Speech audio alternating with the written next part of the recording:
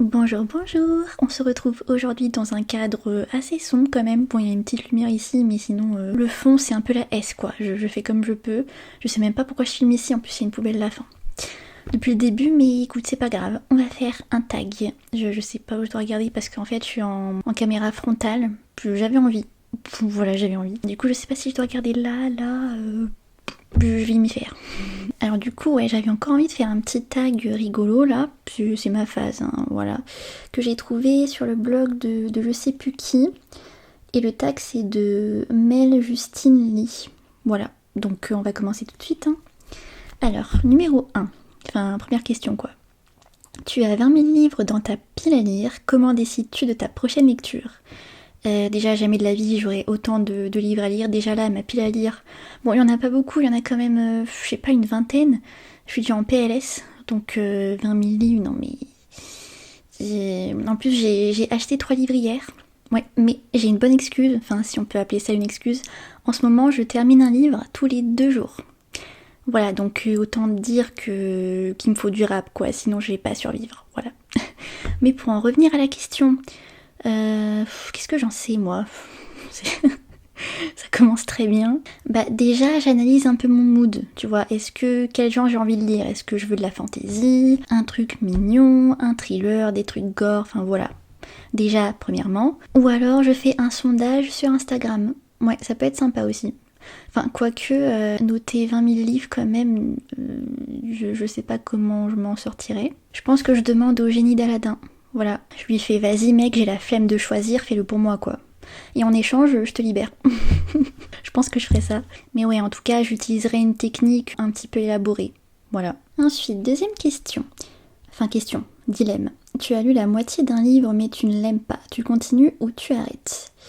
Alors j'ai eu le cas dernièrement avec le sorceleur. J'avais failli abandonner la moitié parce que vraiment, mais qu'est-ce que je me faisais chier. Ah, le style me plaisait pas du tout, les persos, enfin rien n'allait quoi. Et ouais, j'ai failli lâcher, mais j'ai voulu persévérer quand même. Ça m'a pas apporté grand chose honnêtement. Je abandonne. Franchement, si t'aimes pas un bouquin, tu peux te dire ok, j'atteins une limite de pages. Genre, à partir de 100 pages, si j'aime pas le livre, je lâche quoi. Ou la moitié, ou peu importe. Mais voilà, tu te fixes un certain nombre de pages, et si t'aimes pas, tu lâches quoi. Ça sert à rien de se forcer, surtout en littérature, le but c'est de se faire plaisir quand même. Puis des fois c'est assez facile de s'ennuyer, donc si en plus il y a rien qui t'attache au livre, non, lâche le livre. Je dis ça alors que c'est absolument pas ce que j'ai fait, hein, mais je compte le faire dans mes prochaines lectures à venir. Enfin, j'espère les aimer quand même, sinon bon, c'est un peu triste. Mais ouais, de manière générale, ne vous forcez pas quoi, ça sert à rien. Ensuite, troisième question. Troisième dilemme, encore, je me gourre. Les couvertures d'une saga série que tu aimes ne ressemblent pas. Ah, ne se ressemblent pas. Comment tu gères ça? Bah, je m'en fous. Genre, c'est juste des couvertures. Non? Le but, c'est que l'histoire à l'intérieur ne change pas, donc à partir de là... Déjà, je m'estime heureuse d'avoir des couvertures jolies. Donc après, si ça se ressemble pas, mais on s'en tape quoi. C'est pas pour un livre que je vais être superficielle. Hein. Mais non, moi, tant que les histoires sont cohérentes et qu'il n'y a pas d'erreur de traduction ou quoi, j'en ai rien à battre. Numéro 4. Tu es en train de lire dans un lieu public et tu sens que tu vas pleurer. Que fais-tu? Alors déjà, j'aime pas lire dans des lieux publics parce que j'arrive pas à me concentrer. J'ai vraiment besoin d'être dans mon cocon, dans ma chambre et tout, avec mes écouteurs pour me concentrer dans l'histoire que je lis. Sinon, si ça m'arrive... Alors je suis pas du genre à garder mes émotions, enfin de toute façon j'y arrive pas, je suis vraiment une grosse madeleine, quand je pleure quoi, y a rien à faire. Mais pour toutes les émotions hein, de toute façon, bah je pense que je me laisse aller hein. C'est vraiment pas pour des inconnus que je vais m'abstenir, hein, manquerait plus que ça. Avec un peu de chance, je ferai de la peine à quelqu'un, puis je lirai une amitié comme ça. Voilà. Et tout est possible, hein. 5. Tout le monde aime un livre que toi tu n'aimes pas. Tu oserais en parler ou pas? Bah ouais. C'est ce que je fais pour toutes les lectures, hein. Je m'en fous ici. J'en ai parlé plusieurs fois sur TikTok, du coup bah c'est des unpopular opinions. J'en ai pour La quête des Willan. Ouais, je sais, ça fait mal au cœur, mais écoute, tant pis. Genre, on va pas se forcer à aimer un livre que tout le monde aime juste pour le style. Puis c'est pas grave. De toute façon, la littérature, c'est tellement subjectif, comme les séries, comme n'importe quoi. On peut pas tout aimer non plus. Et surtout, il n'y a pas de justification à donner. Genre, si t'aimes pas, t'aimes pas. Peu importe si, objectivement, c'est adoré de tous. J'avoue avoir eu du mal avec ce livre parce que, bah, je me suis ennuyée. C'est peut-être pas un argument, mais je m'attendais à tellement plus, même pour un tome 1. Hein. Ça aurait pu être tellement plus élaboré. Et puis Camille est insupportable à tacler son pote H24. Vraiment, j'ai pas pu. Je pense que j'aimerais davantage Elana pour le coup. Ça reste jeunesse, mais le personnage en lui-même a l'air quand même plus badass, plus intéressant. Donc pourquoi pas un jour me pencher là-dessus. Mais en attendant... Tant pis. 6. La suite d'un livre que tu aimes vient de sortir, mais tu as oublié pas mal de choses. Que fais-tu ? Tu relis le précédent ou tu pleures de frustration. Alors je sais pas si c'est moi qui ai la chance, mais à chaque fois quand je lis les suites de saga, il y a toujours un résumé du tome précédent, donc j'ai pas vraiment de soucis, je dois avouer. Sinon, je m'en fous un peu. Je m'en fous de beaucoup de choses. En fait, c'est pas si grave parce qu'en général, il me reste quand même des petites bribes de choses dont je me rappelle. Donc ouais, j'ai pas vraiment de soucis particuliers. Pour les Royaumes de Feu, il y a un résumé. Pour le Pays des Contes, il y a un résumé aussi. Je me rappelle plus pour les autres jeunesse. Justement, c'est peut-être pour ça qu'il y a de la chance parce que c'est surtout en termes de jeunesse qu'ils font des résumés. Puis dans tous les cas, si je me rappelle plus, écoute, je redécouvre l'histoire, c'est bien aussi. 7. Tu ne veux pas prêter tes livres. Comment dis-tu non si on te pose la question ? Je les prête uniquement à mon copain parce que j'ai pas d'amis. J'avoue que parfois j'ai un peu peur qu'il fasse pas trop attention, mais ça c'est mon côté un peu plus carré. En général ça se passe bien quand même, puis ça serait un peu méchant de refuser quoi. Pourquoi à chaque fois ça me gratte de partout quand je tourne ? Je comprends pas. Je me mets en situation, j'imagine un inconnu me demander de lui prêter mon livre, genre mon livre préféré, tu vois. Et qu'à ce moment-là, j'ai pas envie. Je suis honnête. Ou non, je sais, j'essaye de faire fuir la personne. Je lui dis non, c'est sacré, n'y touche pas, c'est mon livre. Avec un peu de chance, on est à côté d'une librairie, donc la personne pourra gentiment aller gambader et me laisser tranquille. Mais sinon, je suis gentille dans la vraie vie. 8. Tu as choisi et reposé 5 livres le mois passé. Comment gères-tu ta panne de lecture ?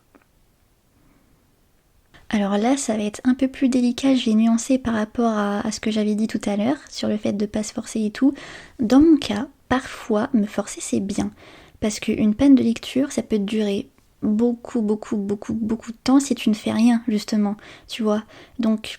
se forcer, ça peut être bénéfique pour reprendre petit à petit l'activité en question, en douceur. Un peu comme, je sais pas, genre quand tu vas mal, tu peux aller mal pendant très longtemps si tu fais rien, tu vois, c'est un peu le même esprit. Je dirais, je me replonge doucement dans une saga un peu chouchou pour moi, un peu doudou, tu vois. Alors je relis pas mes livres, mais je pense que je me pencherai un peu vers une valeur sûre, genre un livre dont vraiment je suis certaine d'aimer, tu vois, qui va me mettre dans ma petite bulle, dans mon cocon d'amour, et comme ça je peux repartir doucement vers ce sentiment-là qui me plaît quand je lis, voilà, le récupérer petit à petit. Ça m'est arrivé plusieurs fois de pas lire pendant des semaines et tout, je me sentais pas forcément très bien non plus. En général, une panne de lecture, le problème c'est pas vraiment la lecture en soi, c'est ce qui gravite autour, tes problèmes perso, les problèmes autres. Soit la lecture vient apaiser ça, soit juste t'arrives pas du tout à te concentrer. Ça dépend. Moi je conseille vraiment de se tourner vers des lectures doudou, cocooning, un peu vers ton genre de prédilection quoi. Voilà. Mais bien sûr, si tu sens que ça te freine de ouf et que t'as vraiment pas envie du tout pendant X temps,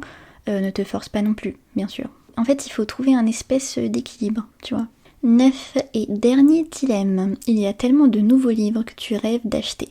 Combien en achètes-tu ? Alors j'avoue, je suis un peu pulsionnelle, moi. En général, dès que j'entends parler d'un livre qui me fait de ouf envie, je le commande directement. Parce que j'ai pas de librairie à proximité, je suis à la campagne, donc... super, même si c'est hyper satisfaisant d'acheter des livres tout neufs et tout en magasin. Mais non, moi je commande en général soit le lendemain, soit quelques heures après. Après je commande jamais genre 50 livres d'un coup quand même. Et j'essaye aussi de privilégier les poches parce que c'est quand même plus pratique. Les couvertures sont pas forcément plus belles, mais en vrai on s'en fout des couvertures. Genre posséder un objet livre c'est satisfaisant, mais on ne lit pas pour ça, on lit pour ce qu'il y a à l'intérieur. C'est quand même mieux. Des livres avec des jaspages, ça m'intéresse pas de ouf, genre je dois en avoir un ou deux quoi, parce que vraiment ils étaient super beaux, notamment celui de la maison au milieu de la mer Cyrilienne, voilà, je l'ai en relié du coup en jaspage, il est magnifique, c'est l'un des seuls quoi, vraiment. Après c'est pas du tout un jugement, chacun fait comme il veut. Mais ouais, j'achète souvent d'occasion et en poche, du coup ça me coûte moins cher que ce que ça devrait, tout simplement. Genre hier, pour 8€, j'ai eu 3 livres. Tu vois, j'en achète quand même tous les mois, mais j'essaie de pas dépenser une fortune là-dedans non plus. Encore une fois, tout est question d'équilibre. Faut se faire plaisir et faire attention. Et voilà, c'est fini. Bah, il était hyper cool ce tag, j'ai trop hâte d'en faire plus. J'adore faire ça à côté de mes updates lecture et tout. Bah d'ailleurs, le prochain sortira fin décembre. Même si pour ce mois-ci, alors je sais pas si c'est parce que j'ai mes règles, mais alors mes lectures...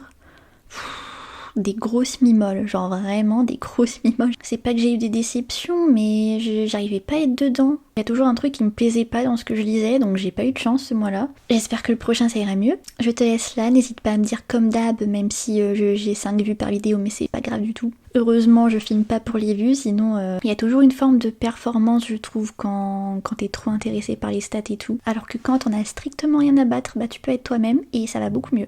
Du coup, n'hésite pas à me dire quelles sont tes lectures du moment, celles que tu prévois, les livres que tu vas acheter, tout ça. Je t'embrasse fort, n'hésite pas aussi à répondre aux tags, si jamais tu t'ennuies. Je te fais plein de poutous. J'espère que la qualité va pas être trop dégueu. YouTube n'arrête pas de déglinguer à chaque fois mes vidéos au niveau qualité, mais bon, plein de poutous. Je t'embrasse fort et à la prochaine!